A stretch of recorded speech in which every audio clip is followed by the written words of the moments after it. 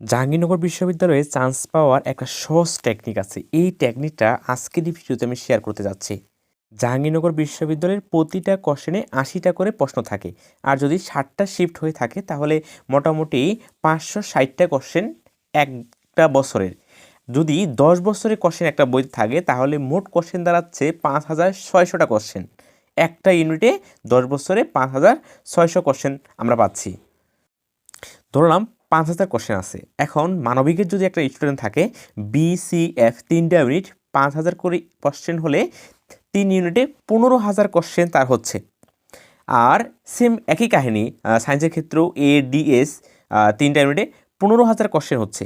১৫,০০০ question যদি solve করা যায় ভাই, যদি কেউ ১৫,০০০ কোশ্চেন সলভ করার যোগ্যতা রাখে সে জাহাঙ্গীরনগর চান্স পাবে এবং জাহাঙ্গীরের কোশ্চেন প্যাটার্ন ধরে ফেলবে এবং ওই টপিকগুলো সে রিভিশন দিয়ে গেলেই তার চান্স নিশ্চিত জাহাঙ্গীরনগরে। এই কাজটাই একটু কষ্ট করে করলে একজন স্টুডেন্ট জাহাঙ্গীরনগর একটি সিট নিশ্চিত করতে পারে। এই কাহিনীটাই আসলে কেউ করে না, এটা হচ্ছে মূল কথা। আশা করি যারা এই ভিডিওটা দেখছো ভাই তোমরা আজকে থেকেই এই কাজটা করে ফেলো। শুভকামনা রইল তোমাদের সকলের জন্য।